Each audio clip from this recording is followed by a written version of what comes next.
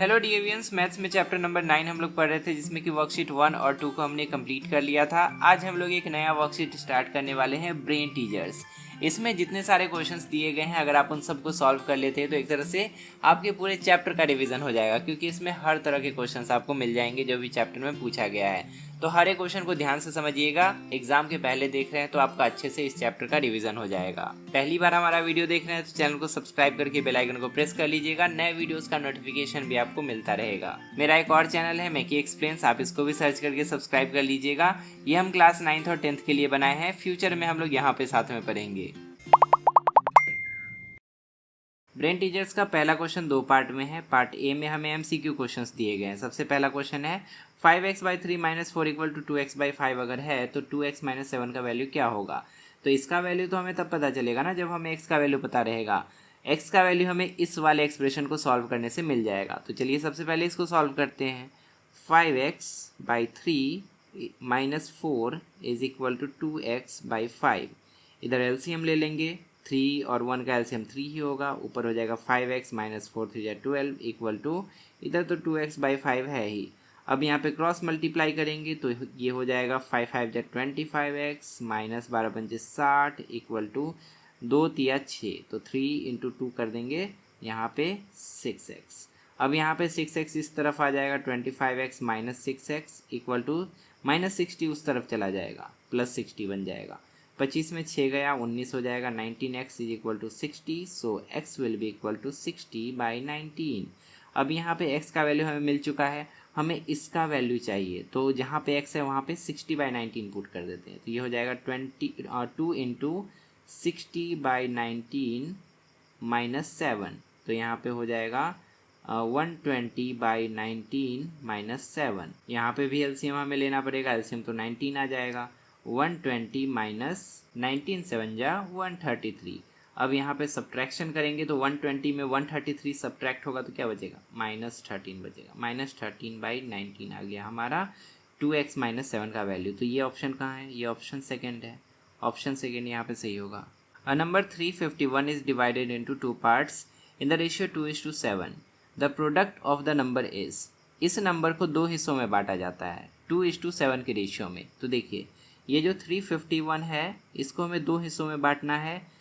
पहला हिस्सा हो जाएगा 2x और दूसरा हिस्सा हो जाएगा 7x, और इन्हीं दोनों हिस्सों का रेशियो हमें 2:7 दिया है। तो जब भी रेशियो दिया रहता है तो हम इसको 2x मान लेते हैं और इसको 7x मान लेते हैं, वही यहाँ पे किए। अब इसी नंबर को दो हिस्सों में बांटा गया है ना, मतलब इन दोनों हिस्सों को जब आपस में जोड़ा जाएगा तो वापस से हमें ये नंबर मिल जाएगा, है कि नहीं। तो इससे हम इक्वेशन बना सकते हैं। हम लिख सकते हैं according to question 2x + 7x = 351, 9x = 351 और x = 351/9। तो ये कटकुट के 39 बचेगा। x का वैल्यू हमें 39 मिल गया। अब जैसे 39 हमें मिला, हम ये वाला नंबर भी पता कर सकते हैं, ये वाला नंबर भी पता कर सकते हैं। पहला नंबर हो जाएगा 2 × 39 और दूसरा नंबर हो जाएगा 7 × 39। इन दोनों को मल्टीप्लाई कीजिएगा तो आपको मिल जाएगा 78। ये पहला नंबर हमारा हो गया, और इन दोनों को मल्टीप्लाई कीजिएगा तो आपको मिल जाएगा 273। ये दूसरा नंबर हो गया। अब हमसे ये दोनों नंबर नहीं पूछा था, हमसे क्या पूछा था कि ये जो दोनों नंबर है जिनका रेशियो 2:7 है और जो कि इसी से दो हिस्सों में बट के बना है, उन दोनों नंबर का प्रोडक्ट क्या होगा ये आप बताइए। मतलब ये जो दोनों नंबर हमें मिला है, हमें इन दोनों को मल्टीप्लाई करना है और वो हमारा आंसर होगा, है कि नहीं। तो हम क्या करेंगे, 78 × 273 कर देंगे। मल्टीप्लाई कीजिएगा आपको आंसर मिल जाएगा 21294। ये कहाँ पे है, ये ऑप्शन सेकंड में है। इसमें तो हमें बस x का वैल्यू निकाल के बता देना है। 2x - 3/3x + 2 = -2/3। क्रॉस मल्टीप्लाई कर लेते हैं। 3 2 = 6x हो जाएगा, -3 3 = 9 हो जाएगा, इक्वल टू 3 2 = 6x, माइनस में 6x होगा, और 2 2 = 4, माइनस में 4 होगा। अब यहाँ पे 6x इस तरफ आ जाएगा तो हो जाएगा 6x + 6x, दोनों पॉजिटिव है, और -9 उधर जाएगा तो +9 हो जाएगा, प्लस में 9 और -4। इधर हो जाएगा 12x और उधर हो जाएगा 5 नहीं, यहाँ पे x = हो जाएगा 5/12। 5/12 कहाँ है, 5/12 है ऑप्शन नंबर 4 में। ये क्वेश्चन अंडरस्टैंडिंग बेस्ड है, इसको ध्यान से समझिएगा। Solution of a linear equation in one variable is always जब भी हम लोग linear equation in one variable को सॉल्व करते हैं तो जो सॉल्यूशन हमें मिलता है, जो एक्स का वैल्यू हमें मिलता है, वो हमेशा क्या होता है, किस तरह का नंबर होता है, ये हमें बताना है। क्या वो हमेशा नेचुरल नंबर होता है, क्या वो हमेशा होल नंबर होता है, क्या वो हमेशा इंटीजर होता है, या हमेशा वो रियल नंबर होता है, ये हमें बताना है। तो ध्यान से देखिए, ज़रूरी नहीं कि वो हमेशा होल नंबर ही हो, कभी कभी होल नंबर के अलावा नंबर्स भी linear equation in one variable के केस में आंसर के रूप में हमें मिल जाता है। हमेशा इंटीजर ही हो ऐसा भी ज़रूरी नहीं है, वो फ्रैक्शन में भी आ सकता है। हमेशा नेचुरल नंबर हो ऐसा भी ज़रूरी नहीं है, वो नेगेटिव में भी आ सकता है, फ्रैक्शन में भी आ सकता है, डेसिमल में भी आ सकता है, हर तरह का नंबर आ सकता है। तो इन तीनों ऑप्शन को तो हम टिक नहीं कर सकते क्योंकि यहाँ पे ऑलवेज लिखा है। ऑलवेज ये तीनों तरह का नंबर है ऐसा ज़रूरी नहीं, लेकिन रियल नंबर यहाँ पे ऐसा एक टर्म है जिसको टिक किया जा सकता है। क्योंकि जब भी आप linear equation in one variable को सॉल्व करेंगे तो जो भी नंबर आपको मिलेगा वो रियल नंबर होगा। रियल नंबर एक तरह से अम्ब्रेला टर्म यहाँ पे हो गया। रियल नंबर के अंडर ही नेचुरल नंबर आता है, इसी के नीचे होल नंबर भी आता है और इसी के नीचे इंटीजर भी आता है। तो इसी कारण से यहाँ पे सही आंसर ऑप्शन थर्ड हो जाएगा। The perimeter of a rectangle is numerically equal to its area. एक रेक्टेंगल है, उसका पेरीमीटर और एरिया न्यूमेरिकली बराबर है। न्यूमेरिकली बराबर होने का क्या मतलब हुआ? न्यूमेरिकली बराबर होने का मतलब हुआ कि केवल उसका नंबर सेम है लेकिन यूनिट सेम नहीं है। यूनिट सेम हो भी कैसे सकता है? एरिया का यूनिट मीटर स्क्वायर में होता है और पेरीमीटर का यूनिट मीटर में होता है। तो मीटर और मीटर स्क्वायर यूनिट तो डिफरेंट रहेगा लेकिन नंबर यहाँ पे बस सेम है। इसी के बेसिस पे हमें क्वेश्चन को सॉल्व करना है। If the width of a rectangle is 2 whole 3/4 centimetre then its length is. अगर विड्थ इतना है तो लेंथ क्या होगा ये हमें बताना है। तो देखिए, रेक्टेंगल का पेरीमीटर का फॉर्मूला क्या होता है? ये होता है 2 × L + B, यही होता है। और इसके एरिया का फॉर्मूला क्या होता है? इसके एरिया का फॉर्मूला होता है L × B। अब बोला है कि ये दोनों न्यूमेरिकली इक्वल है, मतलब इसको सॉल्व करने के बाद जो नंबर मिलेगा और इसको सॉल्व करने के बाद जो नंबर मिलेगा वो दोनों सेम होगा लेकिन उनका यूनिट बस डिफरेंट होगा। रेक्टेंगल का विड्थ हमें दिया है जिसको हम ब्रेथ भी बोल सकते हैं, तो यहाँ पे विड्थ का वैल्यू हम पुट करेंगे, लेंथ हमें ऑटोमेटिकली मिल जाएगा। ये हो जाएगा 12 + 2b = LB। b का वैल्यू ऑलरेडी हमारे पास है 2 होल 3/4 जिसको हम लिख सकते हैं 4 × 8 और 3 11 11/4 लिख सकते हैं ना। तो हम यहाँ पे लिख लेते हैं 2L + 2 × 11/4 = L × 11/4। आगे सॉल्व करेंगे तो ये हो जाएगा 12 तो एक साइड में है ही, 12 + 11 × 22/4 या जिसको हम लिख सकते हैं 11/2, है कि नहीं? 11/2 भी लिख सकते हैं इसको, = 11L/4। L वाला दो टर्म है, दोनों को सेम साइड में ले जाते हैं, रिड्यूस हो जाएगा। इधर 11/2 है ही और उधर 11L/4 था ही, माइनस हो जाएगा 2L इधर आके। अब इधर LCM लेना पड़ेगा, LCM 4 हो जाएगा, 11L - 4 × 8L और इधर 11/2 है ही, = हो जाएगा 11 में से 8 घटा कितना बचा? 8 × 3 = 11, 3L/4। तो एक तरफ है 11/2 और दूसरी तरफ है 3L/4, तो इससे हम L निकाल सकते हैं। L will be equal to 11/2 × 4/3। कैसे हुआ? यहाँ जो है 3L/4 है और यहाँ पे एक साइड में है 11/2, तो ये 4 जो है उधर चला जाएगा, 11 से मल्टीप्लाई होगा और 3 जो है नीचे आके 2 से मल्टीप्लाई होगा, यानी कि 11 में डिवाइड होगा। तो 3 नीचे आ गया 2 के साथ और 4 ऊपर चले गया 11 के साथ। अब यहाँ पे L का वैल्यू हो जाएगा 11 4 = 44 3 2 = 6। 44/6 को हम 22/3 भी तो लिख सकते हैं और 22/3 यहाँ पे हमें ऑप्शन सेकंड में दिख रहा है। ऑप्शन सेकंड यहाँ पे सही हो जाएगा कि रेक्टेंगल का जो लेंथ है 22/3 सेंटीमीटर होना चाहिए अकॉर्डिंग टू क्वेश्चन। अच्छा, बुक के वर्कशीट्स तो हम लोग कर ही रहे हैं, एक एक करके हर वर्कशीट का वीडियो आते रहेगा, लेकिन बहुत सारे बच्चों का डिमांड रहता है कि सर आप एक्स्ट्रा क्वेश्चंस भी करवाइए। एक्स्ट्रा क्वेश्चन क्यों नहीं करवाते हैं? एग्जाम में पता नहीं कहाँ से क्वेश्चन आ जाता है, बुक में मिलता ही नहीं हो ऐसा क्वेश्चन। इसके लिए हम आपको एक सिंपल सा सॉल्यूशन बताते हैं। आप एक अच्छा सा क्वेश्चन बैंक परचेज़ कीजिए, उसके क्वेश्चंस को बनाना शुरू कीजिए। फ्री टाइम में अगर आप हर चैप्टर का 10 क्वेश्चन 15 क्वेश्चन भी बना लेते हैं तो आपका बेहतर तैयारी हो जाएगा, बाकी के बच्चों से आप बेटर स्कोर कर पाएंगे। बुक्स के मामले में ओसवाल बुक्स की किताबें बेस्ट होती है, आपको पता ही है। आप इसको अभी परचेज कर सकते हैं, अप टू 40% डिस्काउंट आपको मिल जाएगा। आप DAV गुरु कूपन कोड यूज़ कर लीजिएगा। इसके लिए आपको ऑफिशियल वेबसाइट विजिट करना होगा, जिसका लिंक मेरे डिस्क्रिप्शन में आपको सबसे ऊपर मिल जाएगा। आप चाहे तो इसको फ्लिपकार्ट और अमेज़ॉन से भी परचेज़ कर सकते हैं। उसके लिए आप यहाँ पर व्यू प्रोडक्ट का आइकन है, उस पर क्लिक कीजिए, आपको लिंक मिल जाएगा। हम तो आपको कहेंगे कि ऑफिशियल वेबसाइट से ही परचेज़ कीजिए, क्योंकि यहाँ पे कूपन कोड भी चलेगा और डिस्काउंट भी यहाँ पे ज़्यादा अवेलेबल है। अब चलिए पार्ट बी करते हैं। ये भी फर्स्ट क्वेश्चन का ही सेकंड पार्ट है। इसमें भी 5 क्वेश्चंस दिए गए हैं। पहला क्वेश्चन क्या है, find a number whose fifth part increased by 30 is equal to its fourth part decreased by 30। तो ध्यान से समझिएगा, हमें एक नंबर पता करना है जिस नंबर का फिफ्थ पार्ट, मतलब एक नंबर मान लेते हैं x, अगर हम इस नंबर का फिफ्थ पार्ट इंक्रीज्ड बाय 30 कर दें, उसमें 30 बढ़ा दें, तो ये बराबर होता है उसी नंबर का फोर्थ पार्ट डिक्रीज्ड बाय 30। मतलब यहाँ पे -30 हमें लिखना पड़ेगा। तो देखिए हमने क्या किया, हमने एक नंबर लेट कर लिया। सबसे पहले तो आपको एग्जाम में स्टेटमेंट लिख देना है कि let the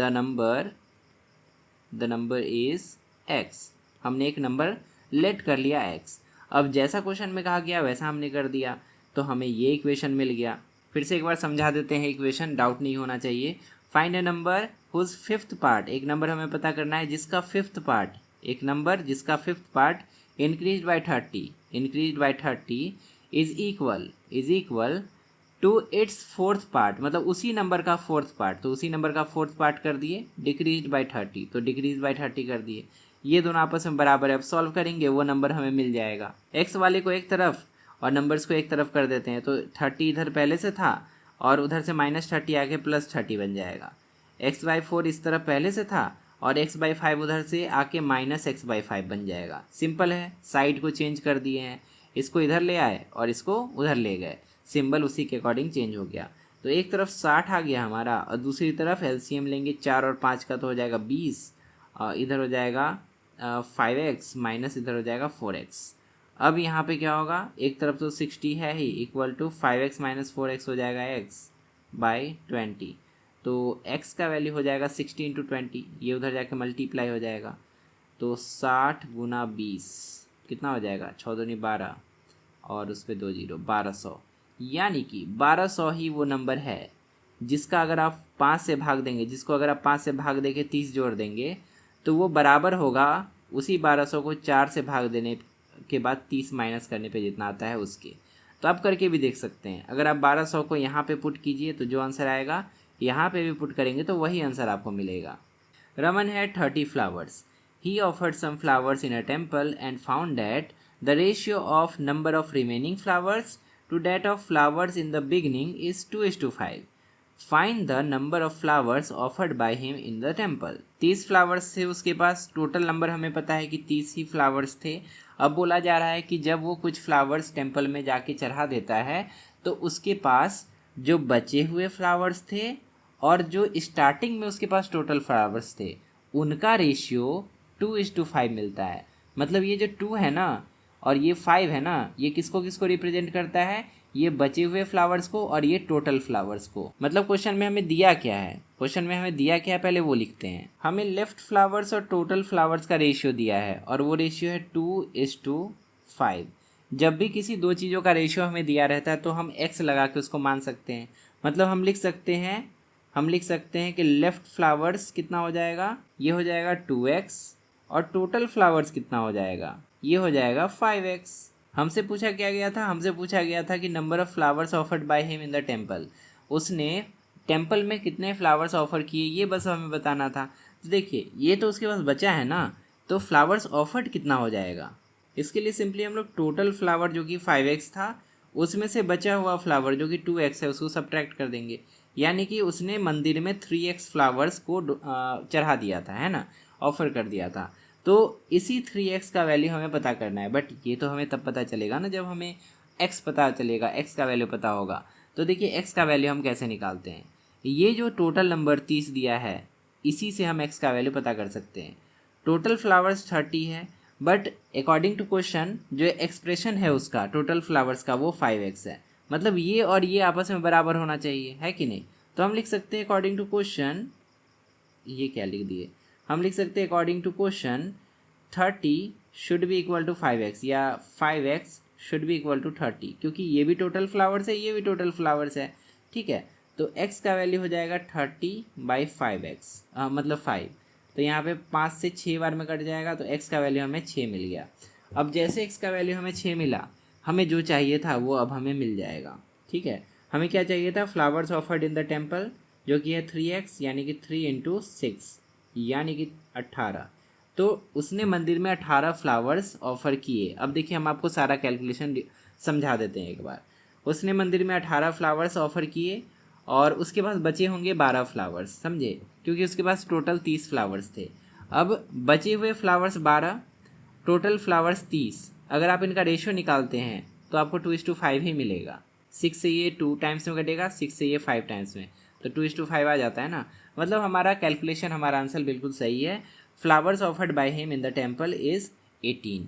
the tens and ones digit of 2 digit number are same. अच्छा, मतलब इकाई और दहाई की संख्या सेम है, तो एक बॉक्स बना लेते हैं। यहाँ पे एक बॉक्स है जिसमें कि यहाँ पे वंस डिजिट लिख देते हैं, यहाँ पे टेंस डिजिट, ठीक है। और दोनों संख्या सेम है, दोनों डिजिट सेम है, मतलब अगर यहाँ पे x है तो यहाँ भी x है ना। क्वेश्चन के अकॉर्डिंग तो यही है। When the number is added to its reverse, अगर इस नंबर को, ये जो नंबर बना दोनों डिजिट का यूज़ करके, अगर इस नंबर को इसके रिवर्स में ऐड कर दिया जाए तो सम जो है 88 आता है। तो ये नंबर क्या होगा, तो जब देखिए दोनों डिजिट सेम है और आप इसका रिवर्स भी कीजिएगा तो वो भी वही नंबर बनेगा, है कि नहीं। और फिर आप जब इसमें ऐड कीजिएगा तो 88 आता है, मतलब ये तो आंसर ऐसे मिल गया, 44 इसका आंसर होगा। बट एग्जाम में डायरेक्टली आंसर थोड़ी लिखेंगे, उसको प्रॉपर तरीके से बना के लिखेंगे, ठीक है। तो अब देखिए क्वेश्चन में क्या कहा था कि नंबर को रिवर्स कर दिया जाता है, तो रिवर्स जब कर देंगे तो ये जो पहला वाला एक्स है वो बाद में आ जाएगा और ये जो बाद वाला एक्स है ये पहले आ जाएगा। है दोनों सेम ही है ना, दोनों डिजिट सेम ही है, तो ऐसे हो जाएगा। अब क्या बोला है कि इन दोनों का सम जो है ये 88 आता है, मतलब इन दोनों का सम इज इक्वल टू 88। तो हम क्या करेंगे, पहले नंबर का एक्सप्रेशन लिखेंगे, दूसरे नंबर का एक्सप्रेशन लिखेंगे, दोनों को जोड़ेंगे, इक्वल टू 88 कर देंगे और उसके बाद एक्स का वैल्यू हमें मिल जाएगा, ठीक है। तो पहले नंबर का एक्सप्रेशन क्या बनेगा, टेंस पे जो है वो 10 से मल्टीप्लाई होता है, वंस पे जो है वो 1 से, टेंस पे जो है 10 से, वंस पे जो है 1 से, यही होता है ना। तो हम क्या कर सकते हैं, हम लिख सकते हैं 10x + x, और ये हो गया पहला नंबर, अब दूसरा नंबर भी वही होगा 10x + x, और इन दोनों का सम कितना बोला है, 88 बोला है, तो लिख दिए। ये अकॉर्डिंग टू क्वेश्चन हमने एक्सप्रेशन लिख लिया। अब 10x + x + 10x + x, ये इधर भी 11x हो जाएगा, प्लस इधर भी 11x हो जाएगा, इक्वल टू 88, मतलब 22x = 88, तो x = हो जाएगा 4। जैसे x = 4 मिला तो रिक्वायर्ड नंबर हमें मिल जाएगा। रिक्वायर्ड नंबर क्या हो जाएगा, रिक्वायर्ड नंबर हमने क्या माना था कि एक डिजिट x है, दूसरा भी x है, मतलब रिक्वायर्ड नंबर हो जाएगा 44, जो कि हमने गेस करके ही आंसर निकाल लिया था। 44 ही वो नंबर है जिसको अगर आप पलट देते हैं तो जो नया नंबर बनता है, उस नंबर और इस नंबर को जोड़ने के बाद आपको 88 मिलता है। तो जैसा क्वेश्चन में कहा था वैसा हो भी रहा है। सॉल्व फॉर एक्स, एक्स के लिए आपको इस वाले एक्सप्रेशन को सॉल्व करना है, एक्स का वैल्यू निकालना है। तो देखिए एक्सप्रेशन आसानी से कैसे सॉल्व होगा, x² - 9/x + 3 = 4/7, इधर है 4/7।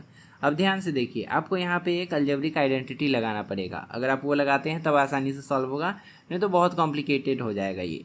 x² - 9 को हम लिख सकते हैं ना, x² - 3 का स्क्वायर, 3 का स्क्वायर ही ना 9 होता है, बाई x + 3, और उस तरफ क्या है 4/7 है। अब a² - b² = क्या होता है, अगर कहीं भी a² - b² का फॉर्म दिखा तो हम a + b × a - b कर सकते हैं, है ना। तो यहाँ पे a की जगह है x, b की जगह है 3, तो हम यहाँ पे लिख सकते हैं एक बार में x + 3 × x - 3, और नीचे में x + 3 है ही, और इधर 4/7 है ही। अब देखिए ऐसा हमने क्यों किया, ऐसा हमने इसीलिए किया क्योंकि अब यहाँ पे x + 3 और x + 3 एलिमिनेट हो जाएगा, है ना। ये पूरा टर्म और ये पूरा टर्म आपस में मल्टीप्लाइड है और एक सेम टर्म नीचे भी है, इसीलिए ये कट रहा है, समझे। तो यहाँ पे इन दोनों को हम कैंसिल आउट कर सकते हैं, ये दोनों एलिमिनेट हो गया, और यहाँ पे बचा x माइनस 3 इक्वल टू 4/7। अब आगे सॉल्व करेंगे तो हमें मिलेगा x माइनस थ्री को उस पार भेज देंगे तो हो जाएगा +3, यानी कि 4/7 में +3 हो जाएगा। एलसीएम हो जाएगा 7, 4 + 7 3 = 21 और 21 और 4 25 हो जाएगा ना, 25/7। तो x का वैल्यू हमें मिल जाएगा 25/7 और यही हमारा फाइनल आंसर है। Rohan bought a pack of 100 chocolates on his birthday to distribute in his class. Rohan ने 100 चॉकलेट्स का एक पैक खरीदा, ठीक है, बर्थडे है, क्लास में बांटेगा। After giving 2 chocolates to each students and his class teacher, he is left with 10 chocolates. मतलब हर बच्चे को 2-2 चॉकलेट बांटा और अपने क्लास टीचर को भी 2 चॉकलेट दिया। उसके बाद उसके पास 10 चॉकलेट बच गए, मतलब उसने टोटल कितना बांटा, 90 चॉकलेट बांटा है, ठीक है। How many students are there in the class, तो क्लास में कितने बच्चे हैं ये हमें बताना है। तो ध्यान से देखिए कैसे बनेगा, है आसान क्वेश्चन लेकिन इसी में बच्चे गलती कर देते हैं। टोटल चॉकलेट 100 हैं, टोटल चॉकलेट लिख लेते हैं 100। उसने बांटा कितना chocolate, chocolate distributed will be equal to 100 minus 10 chocolate, क्योंकि लेफ्ट कितना था, लेफ्ट बचा हुआ चॉकलेट था 10, इसीलिए डिस्ट्रीब्यूटेड चॉकलेट हो जाएगा 90। अब क्वेश्चन के अकॉर्डिंग हर व्यक्ति को 2 चॉकलेट मिले हैं, है कि नहीं, तो टोटल कितने पर्सन हो जाएंगे, तो नंबर ऑफ पर्सन, ये क्या हो जाएगा, नंबर ऑफ पर्सन हो जाएगा सिंपली 90 चॉकलेट बटे थे, हर एक को 2 चॉकलेट मिला, मतलब टोटल 45 लोगों को चॉकलेट बांटा गया। अब यहाँ पे लोगों क्यों कह रहे हैं, स्टूडेंट्स क्यों नहीं कह रहे हैं, क्योंकि इन 45 लोगों में एक क्लास टीचर भी तो है। तो यहाँ पे नंबर ऑफ स्टूडेंट्स क्या हो जाएगा, नंबर ऑफ स्टूडेंट्स हो जाएगा टोटल जितने पर्सन हैं उसमें से क्लास टीचर को घटा देंगे, है ना, 1 क्लास टीचर, ठीक है। तो ये जो क्लास टीचर को हमने सब्ट्रैक्ट कर दिया तो यहाँ पे 44 स्टूडेंट्स हमारा आंसर हो जाएगा, ठीक है। अब चलिए क्वेश्चन 2 को सॉल्व करते हैं, जिसमें कि हमें सिंपली इक्वेशंस दिए गए हैं और वेरिएबल जो भी है, अननोन जो भी है, उसका वैल्यू हमें निकाल के बता देना है। तो चलिए सॉल्व करना स्टार्ट करते हैं फटाफट। यहाँ पे क्रॉस मल्टीप्लिकेशन हो जाएगा, 4 से मल्टीप्लाई हो जाएगा 2z + 7 और उस तरफ हो जाएगा 1 × 3z + 8। तो 4 × 2 = 8z हो जाएगा plus 7 × 4 = 28 is equal to 3z + 8। 3z इधर आ जाएगा तो हो जाएगा 8z - 3z, है कि नहीं, और 28 उधर चला जाएगा तो हो जाएगा 8 - 28, ठीक है। सिंपली हम लोग साइड चेंज कर दिए, लाइक टर्म्स को एक साइड, अनलाइक टर्म जो दूसरे लाइक टर्म्स थे उसको सेम साइड में।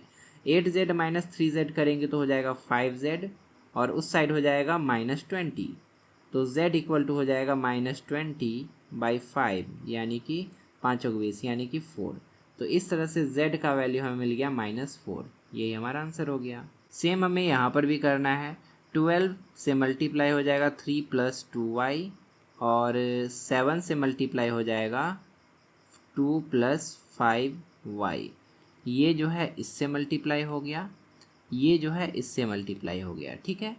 तो अब यहाँ पे क्या करेंगे, 12 × 3 = 36 हो जाएगा प्लस 12 × 2 = 24y और उस साइड में 7 × 2 = 14 हो जाएगा प्लस 7 × 5 = 35y। y वाले को एक तरफ कर लेते हैं, 35y - 24y प्लस वाला इधर आएगा तो माइनस बन जाएगा, है ना। ये सिंबल चेंज करना मत भूलिएगा, नहीं तो गड़बड़ हो जाएगा। और 14 इधर आएगा तो क्या बन जाएगा, -14, ठीक है। तो ये कर देते हैं -14, इधर हो जाएगा सब्ट्रैक्ट करने के बाद 11y और इधर हो जाएगा सब्ट्रैक्ट करने के बाद 2 और 2 22, तो y इक्वल टू हो जाएगा 22/11 यानी कि 2। तो इस तरह से y का वैल्यू इस क्वेश्चन के लिए हो गया 2, ये हमारा आंसर। अब इसमें भी क्रॉस मल्टीप्लाई कर देंगे, 2 जो है इधर जाके इन पूरे से मल्टीप्लाई होगा, 1 जो है इस पूरे से मल्टीप्लाई होगा, तो इधर हो जाएगा 2 × 2x - 1 और उधर हो जाएगा 1 × 1 + 5x, तो ये तो 1 + 5x ही रहेगा। अब 2 × 2 = 4x - 2 1 = 2 हो जाएगा और इधर हो जाएगा 1 + 5x। बहुत सारा बच्चा क्या करता है कि इसको मल्टीप्लाई कर देता है और इसको वैसे का वैसा लिख देता है, ऐसा मत करना, ऐसा एकदम नहीं करना है, नहीं तो गलती हो जाएगा, ठीक है। अब यहाँ पे x वाले को एक तरफ कर देते हैं तो 5 को इधर ले आते हैं इस बार, ठीक है, 4x - 5x हो जाएगा और -2 को उधर भेज देंगे तो क्या होगा, 1 + 2 हो जाएगा, इधर सब्ट्रैक्ट होने के बाद बच गया -x और उधर हो जाएगा 3, तो -x इक्वल टू 3 यानी कि x इक्वल टू -3, यही हमारा आंसर हो गया, x इक्वल टू -3। अब चलिए इसको सॉल्व करते हैं। 7 जाएगा इस पूरे से मल्टीप्लाई होगा, 3k - 9 जाएगा इस पूरे से मल्टीप्लाई होगा, ठीक है। तो इधर एक तरफ हो जाएगा 7 इंटू 5k -7 और उस तरफ हो जाएगा -6 इंटू 3k -9। अब 7 बजे 35 के हो जाएगा, -7 सत्ते 49 इक्वल टू 6 18 6 3 18 के माइनस माइनस प्लस हो जाएगा। देखिए कैसे प्लस हुआ, ये भी नेगेटिव ये भी नेगेटिव, तो पॉजिटिव आंसर आएगा ना, माइनस माइनस वाला मल्टीप्लाई होके प्लस में आंसर देता है, ठीक है। तो 6 9 जा 54। अब इसको उधर ले जाएंगे, इसको इधर ले जाएंगे, सिंबल भी चेंज होगा, तो इस तरफ हो जाएगा 35k प्लस 18k और उस तरफ हो जाएगा 54 प्लस 49। इन दोनों का सम निकाल लेंगे, 8 5 13 और 3 1 4 1 5 53k हो जाएगा और इधर हो जाएगा 9 4 13 और 5 4 9 1 10 103 हो जाएगा। अब k इक्वल टू हो जाएगा 103/53, तो ये तो कैंसिल आउट होना नहीं है, तो इसका मतलब k का वैल्यू 103/53 ही होगा। This is the final answer. ये वाला क्वेश्चन थोड़ा कॉम्प्लिकेटेड लग सकता है, लेकिन ध्यान से देखिएगा तो आराम से बनेगा। इसमें न्यूमरेटर पार्ट थोड़ा कॉम्प्लिकेटेड है और डिनोमिनेटर पार्ट भी कॉम्प्लिकेटेड है, तो अगर आपको ऐसे डाउट होता है, कन्फ्यूजन होता है, तो आप इसको अलग सॉल्व कर लीजिए, इसको अलग, फिर आप इसको इसके प्लेस पे बैठा दीजिए और फाइनली सॉल्व करके आंसर निकाल दीजिए, ठीक है। तो आप ऐसे भी कर सकते हैं। एक तरफ में है 3/7z - 1/2 होल डिवाइड बाई, इधर है z - 1/4, ठीक है, और होल माइनस यहाँ पे है 3/14, ठीक है, इक्वल टू 1/7। तो अभी हम सबसे पहले क्या करते हैं ना, ये जो 3/14 माइनस में है इसको उधर भेज देते हैं, जैसे उधर जाएगा तो ये क्या बन जाएगा +3/14, है कि नहीं। तो हमारा जो क्वेश्चन था वो ऐसा से ऐसा बन जाएगा। अब रही बात इसको सॉल्व करने की, तो इसको हम सेपरेटली सॉल्व कर सकते हैं, इसको भी सेपरेटली, लेकिन हम यहाँ पे साथ में ही कर देते हैं, आपको डाउट नहीं होने देंगे, चिंता मत कीजिए। ऊपर वाला जो है, ऊपर वाला न्यूमरेटर, उसको अगर आप सॉल्व कीजिएगा तो यहाँ पे एलसीएम क्या आ जाएगा, 7 और 2 का, ये हो जाएगा 14 14, ठीक है। 7 2 जा 14 हो रहा है, तो 2 3 जा 6, यहाँ पे 6z हो जाएगा माइनस, और 2 से 14 7 टाइम्स में आता है, 7 1 जा 7 हो जाएगा -7। अब होल डिवाइड बाय, ये जो होल डिवाइड था वो यहाँ पे दिए हैं, ठीक है, होल डिवाइड बाय z - 1/4, तो इसमें भी एलसीएम ले लेंगे तो 4 एलसीएम आ जाएगा, ऊपर में हो जाएगा 4z - 1 और इक्वल टू के उस पार क्या है, इधर भी एलसीएम लिया जा सकता है, एलसीएम हो जाएगा 14, 7 2 जा 14, 2 1 जा 2 हो जाएगा, प्लस इधर तो 3 ही रहेगा। अब देखिए कितना सिंपल हो गया, हमें इस वाले फ्रैक्शन को इस वाले फ्रैक्शन से डिवाइड करना है, तो जब भी एक फ्रैक्शन जैसे p/q डिवाइड हो रहा है r/s से, तो ये क्या होता है, p/q मल्टीप्लाई बन जाता है s/r, समझे। मतलब इसका जो डिनोमिनेटर है इसके न्यूमरेटर से मल्टीप्लाई होता है और इसका डिनोमिनेटर इसके न्यूमरेटर से मल्टीप्लाई होता है, यही ना हो रहा है यहाँ पे। तो हम क्या करेंगे, इसका न्यूमरेटर को इसके डिनोमिनेटर से मल्टीप्लाई करेंगे और इसका डिनोमिनेटर को इसके न्यूमरेटर से, और उसके बाद एक नया फ्रैक्शन हमें मिल जाएगा, मतलब नीचे वाला जो है ना पलट जाएगा और ऊपर आ जाएगा। आप कैसे भी उसको लॉजिक लगा के समझ सकते हैं। तो ये हो जाएगा 6z - 7/14 इंटू मल्टीप्लाई बन जाएगा, डिवाइड किससे कर रहे थे, 4z - 1/4 से, तो यहाँ पे मल्टीप्लाई हो जाएगा 4/4z - 1, क्योंकि हम यहाँ पे डिवाइड को मल्टीप्लाई बना दिए हैं, ठीक है। तो नीचे वाला जिससे डिवाइड हो रहा था वो पलट के यहाँ पे आ जाएगा, सिंपल सा लॉजिक है। और इक्वल टू के उस पार क्या था, 3 to 5/14। अब यहाँ पे क्या होगा, ये कट जाएगा 2 से और ये कट जाएगा 7 टाइम्स में, ठीक है। तो ये हमारा एक्सप्रेशन बन गया 2 × 6z - 7 divide by 7 × 4z - 1 equal to 5/14। Cross multiply कर देते हैं, एक तरफ हो जाएगा 14 × 2 × 6z - 7 और दूसरी तरफ हो जाएगा 5 × 7 × 4z - 1। क्या किए, ये जो 14 है ये पूरे से मल्टीप्लाई हो गया और ये जो 5 है ये इस पूरे से मल्टीप्लाई हो गया, तो यहाँ पे 7 से 14 को 2 टाइम्स में कटा देते हैं, तो ये हो जाएगा 4 × 2 2 जा 4 हो गया ना, 4 × 6z - 7 और उस साइड हो जाएगा 5 × 4z माइनस 1। फर्दर इसको सॉल्व करेंगे, 4 को इन करेंगे, 4 6 जा 24z माइनस 4 7 जा 28 इज इक्वल टू 5 4 जा 20z माइनस 5 1 जा 5। अब तो आसान हो गया, अब तो बन ही जाएगा। 20z को उधर ले जाते हैं तो 24z में से माइनस हो जाएगा 20z और माइनस 28 इधर आएगा तो हो जाएगा माइनस 5 प्लस 28, है ना। इधर हो जाएगा 24 माइनस 20 तो 4z बचेगा और उधर माइनस 5 हो जाएगा 28 में से तो 23 बचेगा, ठीक है। तो z इक्वल टू हो जाएगा 23/4। यही हमारा आंसर हो गया। सेम उसी टाइप का क्वेश्चन ये भी है, इसमें भी न्यूमरेटर और डिनोमिनेटर कॉम्प्लिकेटेड है, तो पहले उसको सॉल्व कर लेते हैं, ठीक है।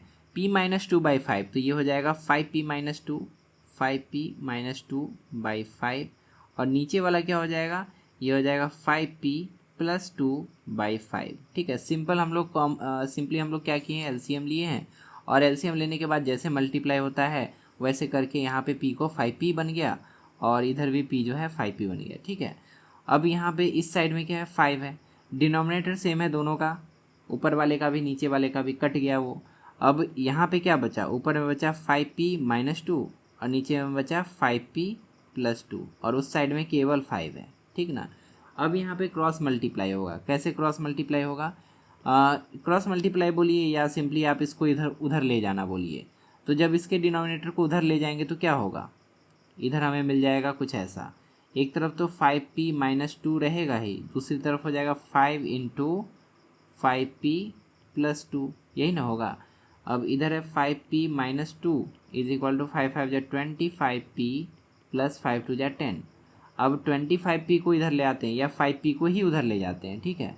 तो इधर हो जाएगा 25p में से 5p माइनस हो जाएगा और 10 जो है उधर प्लस में वो इधर आ जाएगा तो माइनस 10 हो जाएगा। माइनस 2 तो पहले था ही और माइनस 10 भी हो जाएगा। तो एक तरफ हमें मिल गया 20p और दूसरी तरफ हमें मिल गया माइनस 12। तो 20p इक्वल टू माइनस 12 तो p इक्वल टू क्या हो जाएगा, माइनस 12/20। तो अब इसको काट दीजिए, 2 से अगर काटे तो ये हो जाता है -6/10 और 2 से एक बार और काटे तो ये हो जाता है -3/5। मतलब -3/5 p का वैल्यू मिल गया हमें। अब चलिए इसको सॉल्व करते हैं और x का वैल्यू निकालते हैं। पहले तो न्यूमरेटर में इतना इंटू इतना है, ठीक है, ये दोनों आपस में मल्टीप्लाइड है, फिर -4x² + 5 है, तो इन दोनों को पहले मल्टीप्लाई कर देते हैं, ठीक है। और एक स्क्वायर वाला टर्म भी दिख रहा है तो वो भी देखिए एलिमिनेट हो जाएगा। तो ऊपर वाला क्या है, x + 1 है और ये मल्टीप्लाई होना है 4x - 3 से और इधर -4x² + 5 है और नीचे में क्या है, नीचे में है 4x + 1, 4x + 1 इक्वल टू के उस साइड में केवल 2 है, ठीक ना। अब यहाँ पे बाइनोमियल तो बाइनोमियल में कैसे मल्टीप्लाई होता है, x ये दोनों से मल्टीप्लाई होगा, फिर 1 ये दोनों से मल्टीप्लाई होगा, ठीक है। तो x दोनों से होगा तो क्या हो जाएगा, x × 4x² x × -3 तो -3x, 1 × 4x तो प्लस में 4x, 1 × -3 तो -3 और इधर -4x² तो था ही और +5 तो था ही, इतना हो जाएगा ऊपर में, ठीक है। और नीचे में 4x + 1 रहेगा इक्वल टू 2। अब 4x² इधर प्लस में है इधर माइनस में है, ये दोनों एलिमिनेटेड, ख़त्म, ठीक है। उसके बाद और कुछ ख़त्म होगा क्या, अभी तक तो नहीं लग रहा है। इधर -3x और 4x प्लस में x जो है 3x जो है वो माइनस में है, 4x प्लस में है, तो अल्टीमेटली यहाँ पे x प्लस में हमें मिलेगा, ठीक है। और -3 + 5 ये दोनों मिलके कितना हो जाएगा, ये दोनों मिलके हो जाएगा प्लस में 2, ठीक है। तो x + 2 और नीचे में 4x + 1 और इक्वल टू के उस साइड 2। अब ये पूरा का पूरा उससे जाके 2 से मल्टीप्लाई हो जाएगा, ठीक। तो एक तरफ हो जाएगा x + 2 और दूसरी तरफ हो जाएगा 2 × 4x + 1। x + 2 will be equal to 2 4 जा 8x + 2 1 जा 2 और x वाले को एक तरफ ले आते हैं तो हो जाएगा 8x - x और 2 इधर आके हो जाएगा 2 - 2 यानी कि 0। तो 7x = 0 यानी कि x = भी 0। इसका मतलब x का वैल्यू यहाँ पे 0 हमें मिल गया। 0 इज़ द ओनली वैल्यू जिसको अगर आप यहाँ पे पुट करेंगे तभी इक्वल टू 2 आएगा। आप चाहें तो इसमें x की जगह 0 पुट करके भी देख सकते हैं, आपको आंसर 2 ही मिलेगा। अब चलिए इसको सॉल्व करते हैं और इसको बहुत ही केयरफुली आपको सॉल्व करना है, नहीं तो गलत हुआ ख़त्म। यहाँ पे देखिए क्या है, x square minus x plus two into x minus two और होल डिवाइडेड बाई यहाँ पे है एक्स प्लस थ्री और इक्वल टू के उस साइड में है 1/2। अब ज़रा ध्यान से देखिए, बच्चा क्या करता है कि इन दोनों को मल्टीप्लाई तो कर देता है, लेकिन आंसर जो आता है उसको सबको सब्ट्रैक्ट नहीं करता है। ये जो सब्ट्रैक्शन का सिंबल है ना, ये इसके बाद आने वाले सब के लिए है। तो अभी देखिए हम कैसे सॉल्व करते हैं और अक्सर बच्चे क्या गलती करते हैं, दोनों हम आपको बताते हैं। ऊपर वाले के साथ क्या होगा, एक्स स्क्वायर माइनस ये दोनों कैसे मल्टीप्लाई होगा, इसमें हम आइडेंटिटी भी लगा सकते हैं या सिंपली बाइनोमियल टू बाइनोमियल जैसे मल्टीप्लाई होता है वैसे भी कर सकते हैं। आइडेंटिटी हमें पता है x plus two into x minus two, यानी कि ए प्लस बी इंटू ए माइनस बी। जब भी रहता है तो हम क्या करते हैं, ए स्क्वायर माइनस बी स्क्वायर करते हैं। तो यहाँ पे हम लिख सकते हैं एक्स का स्क्वायर माइनस टू का स्क्वायर यानी कि 4। अब देखिए बच्चा डायरेक्टली ऐसे लिख देगा और आगे बढ़ जाएगा कि एक्स स्क्वायर घट गया, ऊपर में -4 बच गया, लेकिन गलत है। आप पॉज कीजिए और अगर आपको समझ में आ रहा है तो ठीक है, नहीं समझ में आ रहा है कि क्यों हम इसको गलत बोल रहे हैं तो आप थोड़ा सोच के बताइए कि हम क्यों इसको गलत बोल रहे हैं। अगर हम ऐसे ही आगे बढ़ जाते हैं, एक्स प्लस थ्री नीचे लिखते हैं, इधर 1/2 लिखते हैं, तो ये क्वेश्चन गलत हो जाएगा। क्यों गलत होगा, ध्यान से देखिए, क्योंकि यहाँ पे ब्रैकेट डालना पड़ेगा। इन दोनों को मल्टीप्लाई करने के बाद जो आंसर आया ना, उस पूरे को हमें सब्ट्रैक्ट करना है। ये सब्ट्रैक्शन सबका है, केवल एक्स स्क्वायर का नहीं है, ठीक। अब यहाँ पे ब्रैकेट जब हमने डाला तो देखिए इसका रूप ही बदल जाएगा। एक्स स्क्वायर ब्रैकेट अब हटेगा तो हो जाएगा माइनस एक्स स्क्वायर और +4 बन जाएगा, जो कि अक्सर बच्चे -4 करके आगे बढ़ जाते। +4 हो गया और नीचे एक्स प्लस थ्री हुआ, उधर 1/2 हो गया। एक्स स्क्वायर ख़त्म, ऊपर में अभी 4 है, ठीक है, -4 नहीं है, ऊपर में 4 है, नीचे में एक्स प्लस थ्री है, इक्वल टू 1/2 है। अब 2 इंटू 4 हो जाएगा 8 और x प्लस थ्री इंटू 1 हो जाएगा x प्लस थ्री। तो इसका मतलब x का वैल्यू हमारा क्या हो जाएगा, 8 माइनस थ्री, यानी कि x इक्वल टू हो जाएगा 5। तो x इक्वल टू 5 हमारा फाइनल आंसर हो गया। अब चलिए थर्ड क्वेश्चन करते हैं। इसमें क्या है, find the positive value of variable for which the given equation is satisfied. हमें वेरिएबल का पॉजिटिव वैल्यू बताना है। अब ऐसा क्यों बोला, ये हम आपको वर्कशीट सॉल्व करते हुए भी समझाए थे। जैसे कि अगर कहीं एक्स स्क्वायर इक्वल टू 9 आ गया तो हम क्या करते हैं, एक्स स्क्वायर इक्वल टू 9 यानी कि एक्स इक्वल टू √9। √9 यानी कि 9 का स्क्वायर रूट निकालना है, ठीक है। किस नंबर को उसी से मल्टीप्लाई करेंगे तो 9 आएगा, वही इसका आंसर होगा। तो 3 को 3 से मल्टीप्लाई करते तो 9 आता है, यानी कि √9 विल बी इक्वल टू 3। लेकिन इसका केवल एक आंसर नहीं होगा। जब भी हम स्क्वायर रूट निकालते हैं ना किसी भी परफेक्ट स्क्वायर का, तो उसका 2 आंसर आता है। 3 इंटू 3 करने से भी 9 आता है और -3 इंटू -3 करने से भी 9 आता है। इसीलिए √9 का 2 आंसर होगा, एक 3 होगा और एक -3 होगा। फिर से हम बताते हैं, 3 इंटू 3 कीजिए तो भी आपको 9 मिलेगा, -3 इंटू -3 कीजिए तो भी आपको 9 मिलेगा। मतलब 9 का स्क्वायर रूट 3 भी होता है और 9 का स्क्वायर रूट -3 भी होता है। तो जब भी आप यहाँ पे सॉल्व करेंगे ना, तो आपको इसी तरह से स्क्वायर रूट निकालना पड़ेगा इन दोनों क्वेश्चन में, इस तरह के क्वेश्चंस में। और जो पॉजिटिव वैल्यू होगा केवल आपको उसी को इंडिकेट करके बताना है, वही आपको केवल आंसर के रूप में लिखना है। तो चलिए हम आपको समझाते हैं पहला क्वेश्चन सॉल्व करके। यहाँ पे क्या होगा, क्रॉस मल्टीप्लीकेशन होगा। इधर हो जाएगा 5 इंटू 1 माइनस एक्स स्क्वायर और इधर हो जाएगा -4 इंटू 1 प्लस एक्स स्क्वायर। इधर हो जाएगा 5 minus 5x square is equal to -4 x square. अब किसको किधर ले जाएं, 5x स्क्वायर को उधर ले जाते हैं तो ये हो जाएगा प्लस में 5x स्क्वायर और -4x स्क्वायर तो था ही उधर, और -4 इधर ले आते हैं, ठीक। तो ये हो जाएगा +4। तो 5 इक्वल टू 5 + 4, तो इधर हो जाएगा 9 और उधर हो जाएगा एक्स स्क्वायर। देखिए जो एग्जाम्पल दिए थे वही यहाँ पे आ भी गया। तो एक्स स्क्वायर इक्वल टू 9 आया, यानी कि एक्स इक्वल टू क्या आएगा, एक्स इक्वल टू √9 आएगा। और √9 का 2 वैल्यू होता है, +3 भी होता है, -3 भी होता है कि नहीं। तो हमें पॉजिटिव वैल्यू लिखना है। क्या लिखना है, पॉजिटिव वैल्यू लिखना है। तो positive value of x will be equal to क्या हो जाएगा, +3। दूसरा वाला भी देखिए वैसे ही बनेगा। ये जो पूरा टर्म है इधर जाएगा, 2 से मल्टीप्लाई हो जाएगा, तो हमें क्या मिलेगा, 3z² + 7 तो एक तरफ रहेगा ही, और दूसरी तरफ हो जाएगा 2 इंटू 4 + z²। अब यहाँ पे हो जाएगा 3z² + 7 इज इक्वल टू 2 4 जाए 8 + 2z², ठीक है। अब यहाँ पे 3z² इधर है, 2z इसी को उधर ले जाते हैं, ठीक। तो इधर 3z² पहले से था और 2z² बाद में आया, ठीक है। और इधर 8 पहले से था और +7 इधर आके -7 बन गया, ठीक है। तो इस तरह से आपको साइड चेंज करना है और सिंबल भी चेंज करना है, ठीक ना। 3z² -z² हमें मिल गया z², 8 - 7 हमें मिल गया 1, तो z² = 1, तो z क्या हो जाएगा √1। और √1 का 2 वैल्यू आएगा, +1 भी आएगा और -1 भी आएगा, +-1। हमें पॉजिटिव वैल्यू लिखना है, तो लिख देंगे पॉजिटिव वैल्यू ऑफ किसका, z का।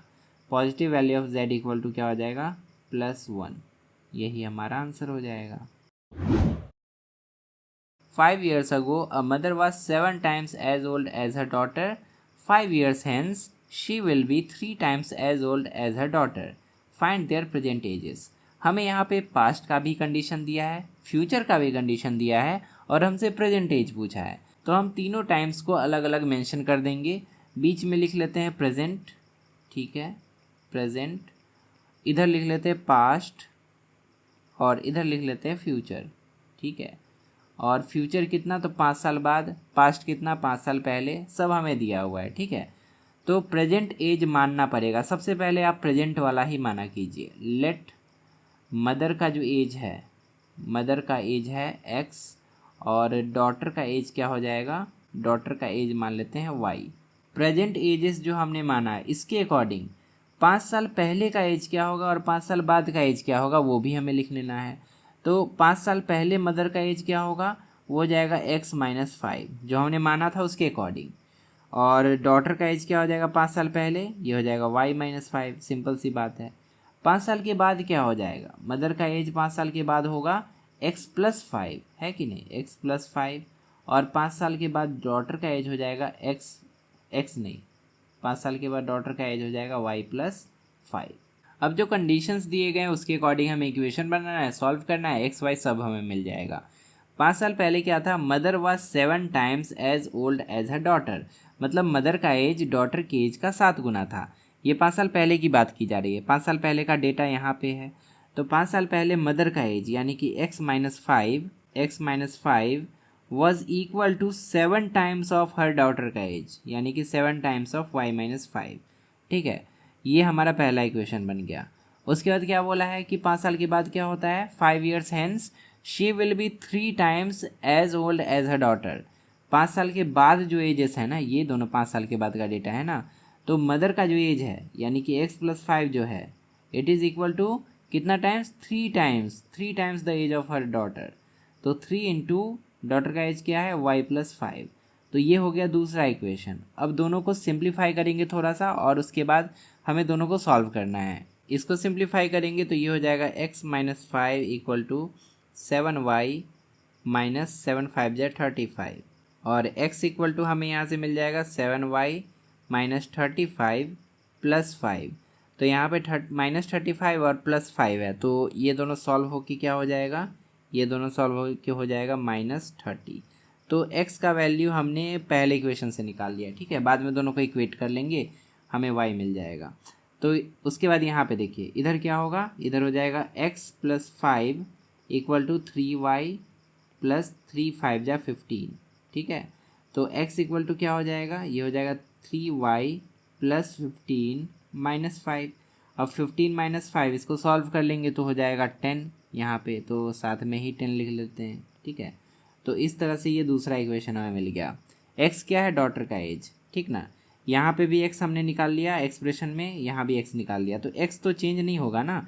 x जो है हम दोनों को इक्वेट करके y का वैल्यू निकाल सकते हैं। तो एक जगह हमें x बराबर इतना मिला है, दूसरी जगह हमें x बराबर इतना मिला है, मतलब this and this can be equated. इसको और इसको हम लोग बराबर कह सकते हैं। इसको इक्वेशन a लिख देते हैं, इसको इक्वेशन b लिख देते हैं। लिख लेंगे from equation a and b, equation a और b से हम क्या लिख सकते हैं, 7y - 30 is equal to 3y + 10। देखिए दो इक्वेशन जब भी मिले ना उसको सॉल्व करने का 1000 तरीका है, आप कैसे भी सॉल्व कर सकते हैं। हम यहाँ पे दोनों में x का वैल्यू निकाल लिए और जो x का वैल्यू आया उसको आपस में बराबर कर दिए, y हमें मिल जाएगा। ठीक है, हम ये तरीका अपना रहे हैं, आप चाहे दूसरा तरीका भी अपना सकते हैं।